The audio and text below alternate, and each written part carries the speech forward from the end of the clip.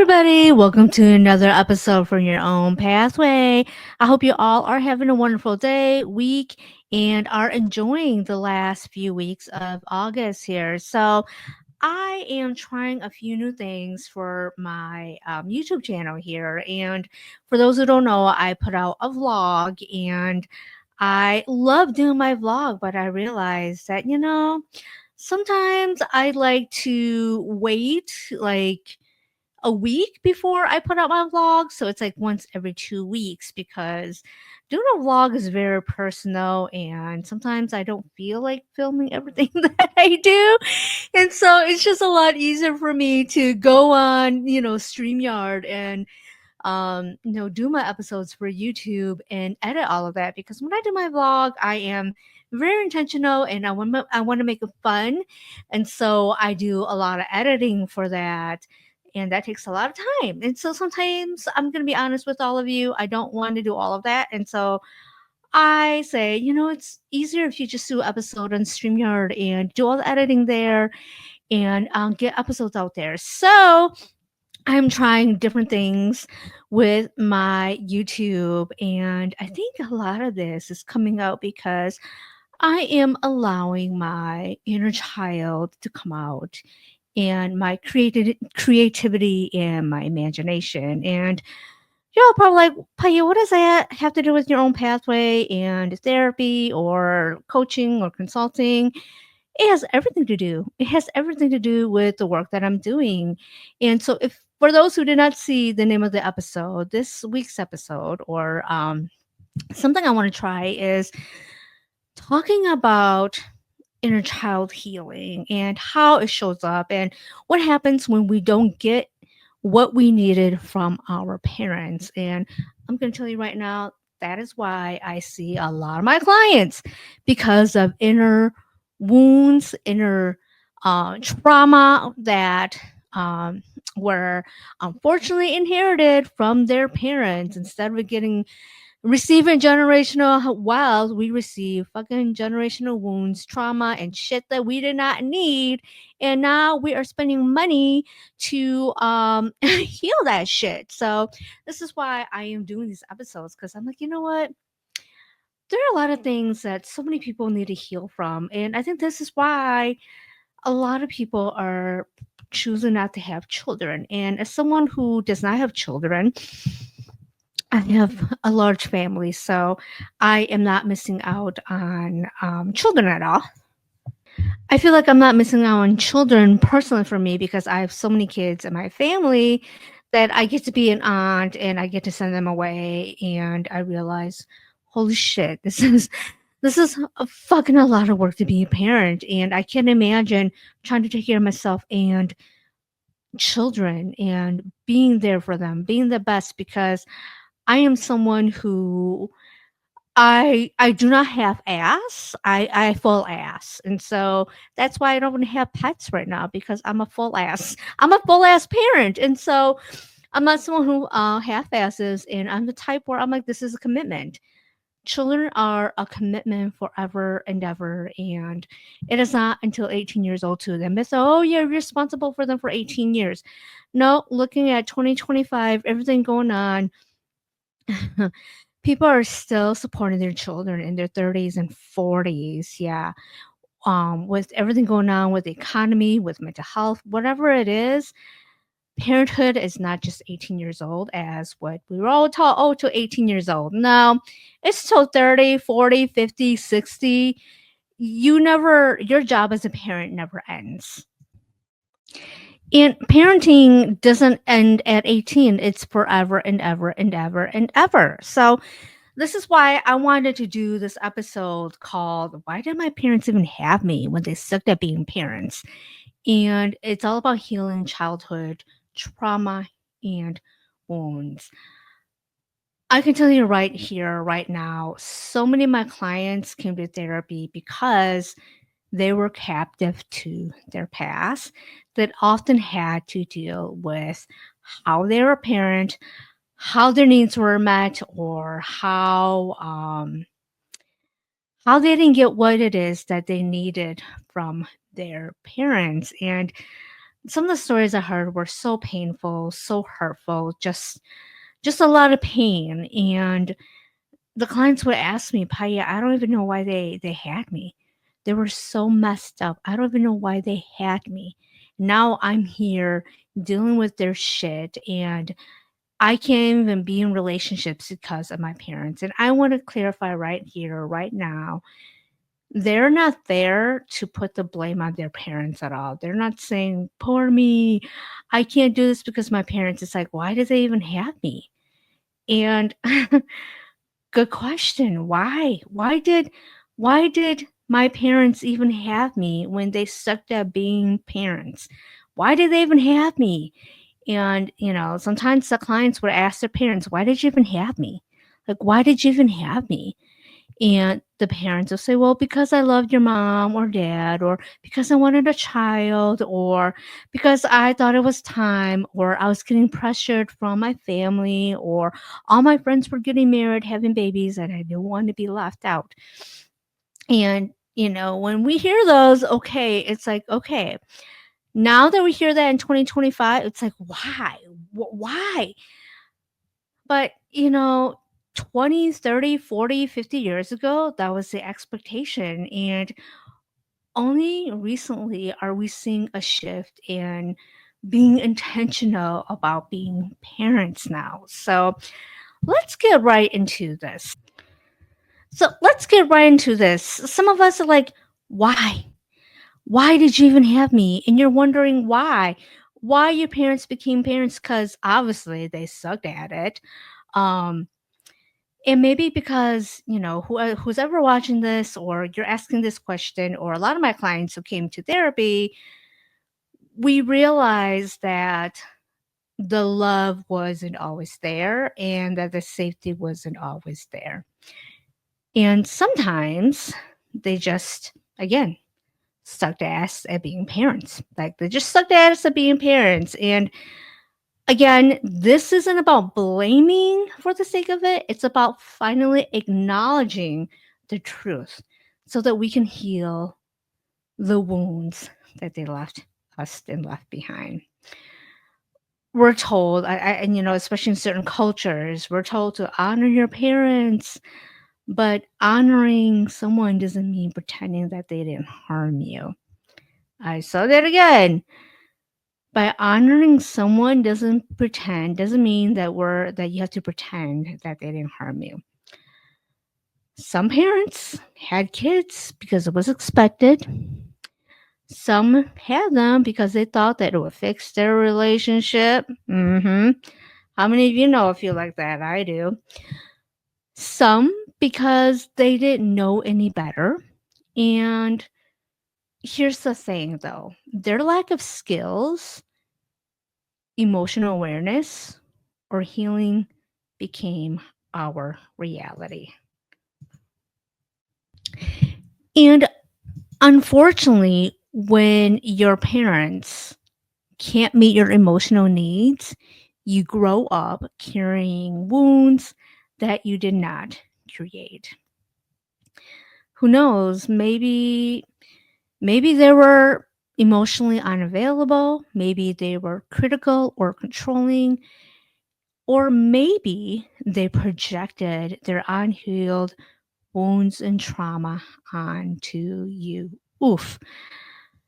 I think all of us can relate to some part of this. And again, it shapes us for who we are today. And those experiences often leave very deep imprints. This can turn into self doubt, people pleasing, fear of abandonment, or feeling like you're never enough. And as I say this, how you're all feeling? Are you all saying like, "Paya, oof, yep, that's how I feel." But here is a shift, though. You can't go back and give yourself different parents. I know a lot of us. How many of us, when we were little, dreamt that we could have different parents, or that maybe my real parents like left me and I'm just adopted and I'm sure they love me and care for me and will buy me all this stuff. It would never allow me to do chores. But the thing is, you can become the parent you always needed. So, where do we even start with this? How do we even get the process started when you realize that, you know what? Why did my parents have me and they sucked at it? What can you do now as an adult?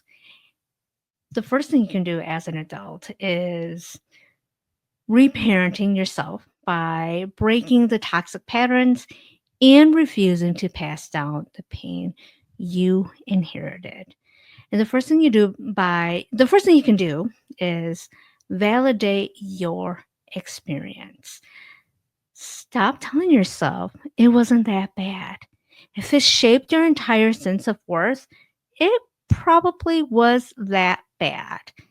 Your pain is real, and stop telling yourself it wasn't that bad. Okay? Especially if it's shaped your sense of self worth. Your pain is real and your story matters. And I want to say here and now that somebody, unfortunately, is always going to have it worse than you. And just because they have it worse than you does not mean that your experience was not that bad. A lot of people love to compare their trauma and say, well, it's like, well, I broke my arm. It's like, well, at least you didn't broke your arm and leg, so I have it worse than you. It's like, oh yeah, you're right. Yeah. I mean, I guess having a broken arm isn't that bad. Having a broken arm sucks. And yes, having a broken arm and leg sucks ass, but you know what?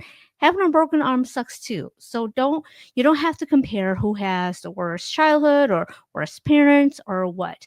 Validate your experience.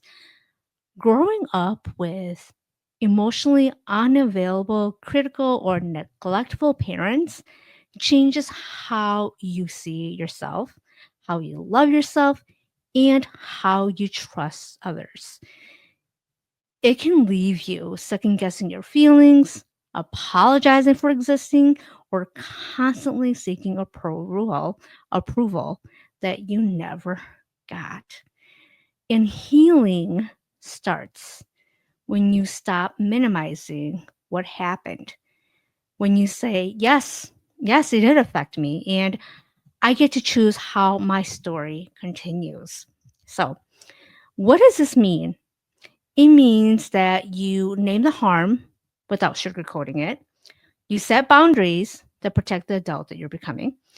You're learning to nurture yourself in ways that you were denied and release the guilt for wanting a different life. You're not ungrateful for telling the truth. You're actually very brave. Because the moment you validate your own pain is the moment you begin to rewrite your worth on your terms. The second thing that you can do is separate their story from yours. Their wounds, their limitations, and their failures are not your identity, even though they try to. When you grow up with parents who projected their pain onto you through criticizing you, through neglect, through control, or unrealistic expectations, it's easy to mistake their struggles for your truth. You may carry the weight of their unhealed trauma, thinking that it is yours to fix, to prove, or to redeem. It's not yours to fix, prove, or redeem. But healing begins when you draw the line between who they are and who you are becoming. Their inability to love you the way you needed, that's about their capacity, not your worth. Their anger, fear, or absence, that's about their unresolved pain, not your future. Their limitations, those are their ceilings, not your boundaries. And you have permission to release the roles you played to keep the peace, Stop inheriting their emotional debt and build a life that is guided by your values and not their fears. And lastly, you get to rewrite. You get to rewrite the script so your story isn't just a reaction to theirs, it's a creation by your own design.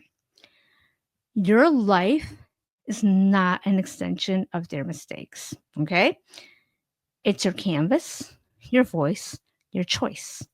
And every step that you take away from carrying what isn't yours is a step forward to becoming fully, unapologetically, I cannot say that word, unapologetically you. The next thing that you can do is set boundaries without guilt. Oof. It's all about guilt, and guilt is often weaponized. So, what you can do is protect your peace. Protect your peace because boundaries aren't disrespect, they're self preservation. Protect your peace like your life depends on it because it does. It really does. When you grew up with parents who couldn't meet your emotional needs, you were likely taught that saying no was disrespectful, was selfish, ungrateful, and greedy. But boundaries are not a disrespect. They are essentially self preservation. They're the fence that keeps your mental and emotional garden safe from people who want to stomp on you or who have already shown you that they can't tend that garden with care, even if those people are your parents. And sometimes they're the first to stomp on your garden with their muddy ass feet, okay? You're not punishing them. You're protecting yourself from patterns that have already caused harm. You're breaking the cycle so the wounds that they gave and created don't keep bleeding into your present or your future. Boundaries are not a rejection of family. They're a declaration for your health. When I say health, I mean physical, emotional, spiritual, whatever it is, your safety and healing must come first. And lastly, practice reparenting yourself. And you do this by speaking to yourself the way you wish they had spoken to you. Give yourself rest, nourishment, encouragement, and compassion. When I say all of this, doesn't this seem so easy? Like it's the bare minimum, right? And yet some of us did not get the bare minimum. So speak to yourself the way you wish they had spoken to you with love, patience, and respect. When your parents couldn't give you the emotional safety you needed, you learn to survive without guidance, affirmation, or care. But survival isn't the same as living. Now you get to parent. You get to become the parent that you needed for yourself. Give yourself rest without guilt, nourishment without condition, encouragement without comparison, and compassion without strings attached. Reparenting means creating a new standard for how you deserve to be treated by yourself and by others. It's making sure that the voice in your head builds you up instead of tearing you down. It's giving yourself permission to heal the wounds they left instead of repeating them. You may not have had a safe parent growing up, but you can become a safe parent for yourself now. And that changes everything. You didn't get to choose your parents, but you do get to choose how the story goes from here. Healing is possible. It's very possible.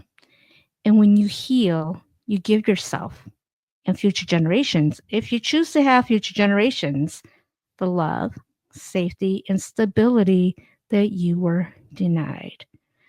Remember, you are not their mistake. You are your own and you're becoming. And so I hope you enjoyed today's episode. I know that it can be a hard one. And in my working with clients, it's always so hard and painful to hear other people's stories, especially when they are still very much a captive to their past and they're still that child in a 30, 40-year-old body, but they're still the inner child who never got what they needed from their parent. And so for anybody who is going through this or who is needing healing, know that my thoughts are with you and you can do this. You can do this. You don't have to do this by yourself. And if you need to get a therapist, again, coach, whoever it is, and I wish you all the best. I wish you all well. So I hope you enjoyed this episode, even though it was a hard one. I hope you enjoyed this episode. And if you would like for me to do any other episodes related to inner child healing or any childhood wounds or parenting, please put it down in the comment section. But otherwise, again, thank you for stopping by. I hope you all have a wonderful day, wonderful week, and I will see you all next time. Take care.